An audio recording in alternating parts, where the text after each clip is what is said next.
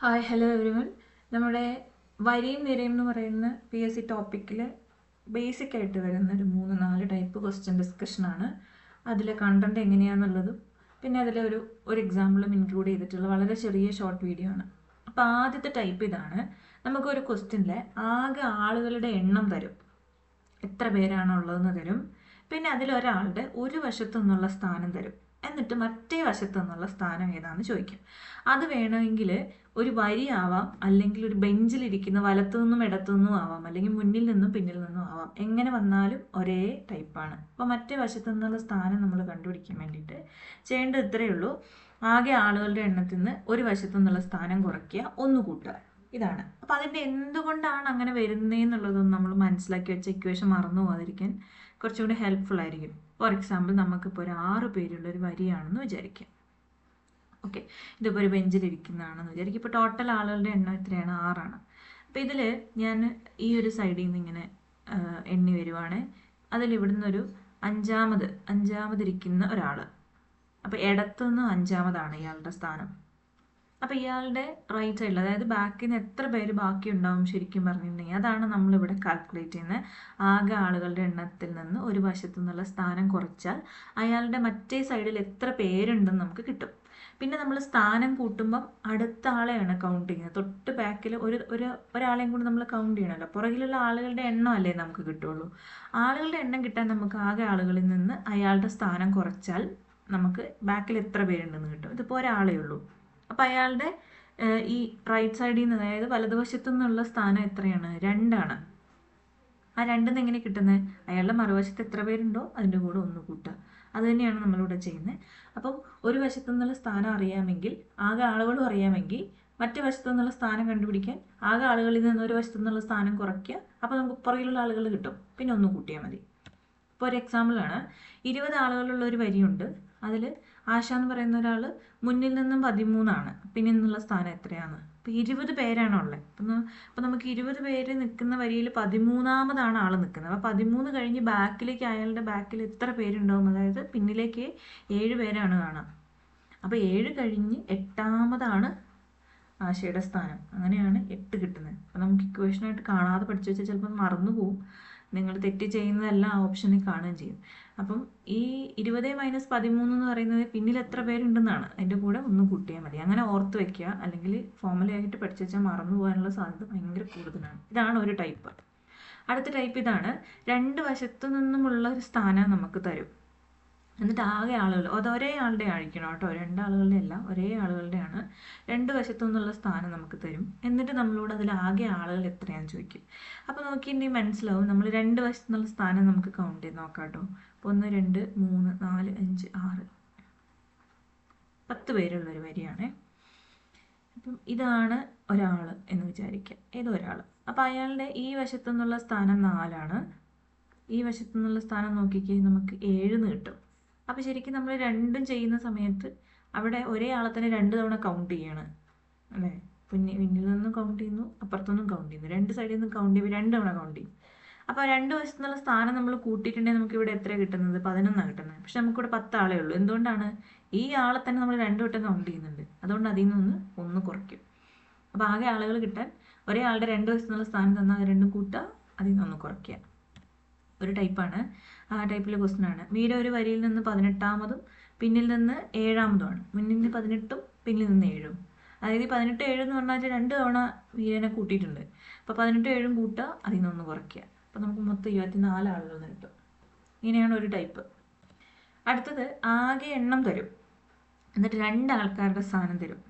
ഒരാളുടെ സ്ഥാനം മുന്നിൽ നിന്നും വേറൊരാളുടെ സ്ഥാനം പിന്നിൽ നിന്നും തരും.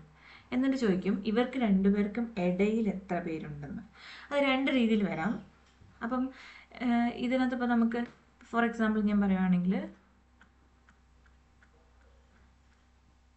4 6 8 10 പേരല്ലേ? 10 പേര്. അപ്പം ഇതാണ് എ എന്നുള്ളൊരാൾ. ഇതാണ് എ എന്ന് പറയുന്ന ഒരാളുടെ സ്ഥാനം എന്ന് വിചാരിക്കുക. അപ്പോൾ അയാൾ ഇടതുവശത്തു നിന്ന് 4-ാമത്തെ സ്ഥാനമാണ്. ഇനി ബി എന്ന് പറയുന്ന ഒരാൾ ഇവിടെയാണ്, വലത്തുവശത്തു നിന്ന് 2-ാമതാണെന്ന് വിചാരിക്കുക. അപ്പോൾ ഈ 4ഉം 2ഉം കൂടി കൂട്ടി നമുക്ക് 6 ആവുന്നുള്ളൂ. അപ്പോൾ മൊത്തം എത്ര പേരുണ്ട് ഇവിടെ? 10 പേരുണ്ട്. അപ്പോൾ 10 കൂട്ടിയപ്പോൾ നമ്മൾ 6 2ഉം ഇവർ രണ്ടുപേരും എന്ത് ചെയ്യുന്നില്ല, രണ്ട് സൈഡിലേക്കല്ല പോകുന്നത്, വലത്ത് തന്നെയുള്ള ഒരാളാണ്, അത് ക്രോസ് ചെയ്ത് പോകുന്നില്ല. അപ്പോൾ ഇത്രയേ ഉള്ളൂ. ഒന്നെങ്കിൽ ഇങ്ങനെ ആവാം.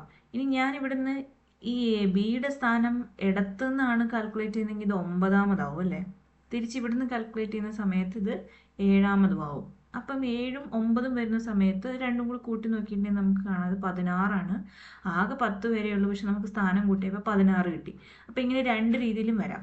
അപ്പം ഒരു ടൈപ്പ് എന്ന് പറയുന്നത് ഇങ്ങനെയാണ്, തുക നമ്മൾ കൂട്ടുകയാണ്, സ്ഥാനത്തുക നമ്മൾ കൂട്ടുകയാണ്. അതായത് എയുടെ സ്ഥാനം ബിയുടെ സ്ഥാനം കൂട്ടിക്കഴിഞ്ഞാൽ അത് ആകെ എണ്ണത്തിലേക്കാളും കുറവ് വരാം, അത് ആദ്യം പറഞ്ഞ പോലെ. ഇനി അതല്ലെങ്കിൽ ആകെ എണ്ണത്തേക്കാളും കൂടുതലും വരാം. അപ്പോൾ അത് രണ്ടും വരുമ്പോൾ രണ്ട് രീതിയിലാണ് ചെയ്യുക. അപ്പം ആകെ തുക, അതായത് സ്ഥാനത്തിൻ്റെ തുക, രണ്ടാൾക്കാരുടെ സ്ഥാനത്തുക ആകെ എണ്ണത്തിൽ കുറവാണെന്ന് വിചാരിക്കുക. അങ്ങനെയാണെങ്കിൽ നമുക്ക് ഭയങ്കര എളുപ്പമാണ്, ആകെ എണ്ണത്തിൽ നിന്ന് സ്ഥാനത്തുക ഞാൻ കുറച്ചാൽ മതി. അപ്പം നമ്മൾ ഇപ്പം കണ്ട പോലെ ഇങ്ങനെയാണെങ്കിൽ 10 പേരല്ലേ, യെസ്.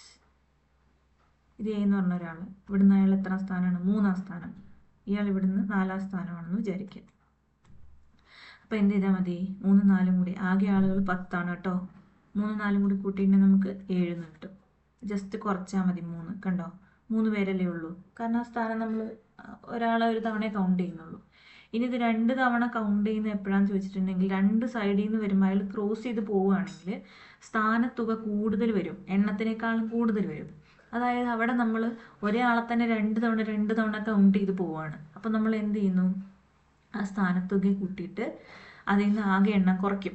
എന്നിട്ട് അതിൽ നിന്ന് 2 കുറയ്ക്കുക. 2 കുറയ്ക്കാനുള്ള കാരണം അയാളെ തന്നെ 2 തവണ കൗണ്ട് ചെയ്യുന്നതുകൊണ്ടാണ് കേട്ടോ.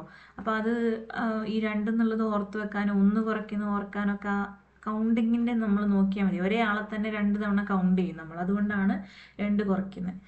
അപ്പോൾ ഇതൊക്കെയാണെന്ന് ഓർത്ത് വെക്കാനുള്ളൊരു കണ്ടന്റ്. ആകെത്തുക, നമ്മളെ സ്ഥാനത്തുക ആകെത്തുകയേക്കാൾ കൂടുതൽ വന്നു. അങ്ങനെയാണെങ്കിൽ സ്ഥാനത്തുകയിൽ നിന്ന് ആകെത്തുക കുറയ്ക്കുക, ആകെ എണ്ണം കുറയ്ക്കുക, എന്നിട്ട് അതിൽ നിന്ന് ഒരു 2ഉം കൂടി കുറയ്ക്കുക, എങ്കിലേ നമുക്ക് ആൻസർ കിട്ടുള്ളൂ. ഫോർ എക്സാമ്പിൾ ഇതാണ്, 20 പേരുള്ള ഒരു വരിയിൽ രേഷ്മ മുന്നിൽ നിന്നും 10ആമതും നീതു പിന്നിൽ നിന്ന് 7ആമതും ആണെന്ന്. അപ്പോൾ അത് രണ്ടും കൂടി കൂട്ടി നോക്കിയാൽ നമുക്കറിയാം 13 പേരെ ആയുള്ളൂ.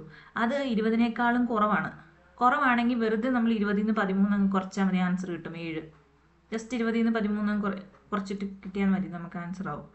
പക്ഷെ അതേസമയം ഈ 20 പേരുള്ള ഒരു വരിയിൽ രേഷ്മ മുന്നിൽ നിന്ന് 18ആമതും നീതു പിന്നിൽ നിന്ന് 9ആമതും ആണെന്ന് വിചാരിക്കുക. അപ്പം ആലോചിക്കണം, ഈ നീതുവിനെ മുന്നിൽ നിന്ന് എണ്ണുന്ന സമയത്ത് രേഷ്മേനെ കടന്നു പോകുന്നുണ്ട്.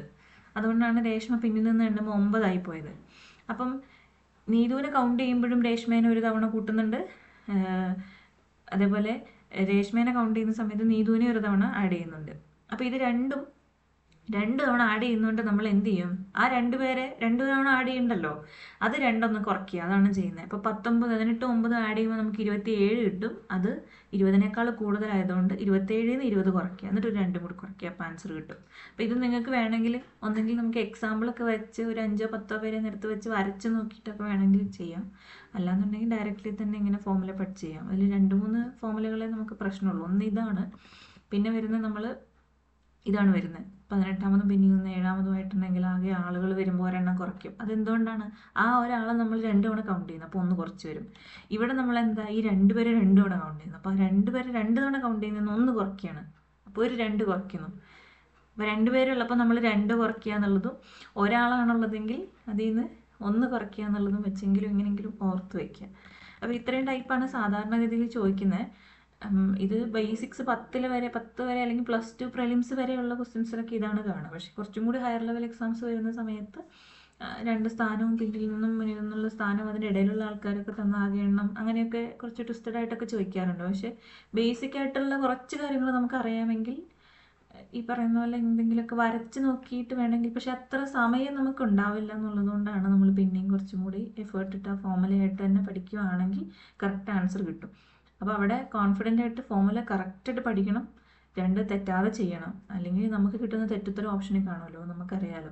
അപ്പോൾ അതുകൊണ്ട് ശ്രദ്ധിച്ച് ചെയ്ത് ഒരു തവണയും കൂടി കുറച്ച് ലോജിക്കും കൂടി ഒന്ന് അപ്ലൈ ചെയ്തിട്ട് ഇത് ആൻസർ ചെയ്യണം. ഇതിലിങ്ങനെ വട്ടത്തിലിരിക്കുന്നതും അങ്ങനെയുള്ള കുറേ ക്വസ്റ്റ്യൻസൊക്കെ സാധാരണ വരാറുണ്ട്. പക്ഷേ 10th പ്രിലിംസിനൊക്കെ നമുക്ക് ഇത്രയും മതി. അപ്പോൾ ഇത് നന്നായിട്ട് പഠിക്കുക, എന്നൊന്ന് കണ്ട് തീർത്തിട്ട് തന്നിട്ടുള്ള ക്വസ്റ്റ്യൻസ് നന്നായിട്ടൊന്ന് വർക്കൗട്ട് ചെയ്യാം. Thank you.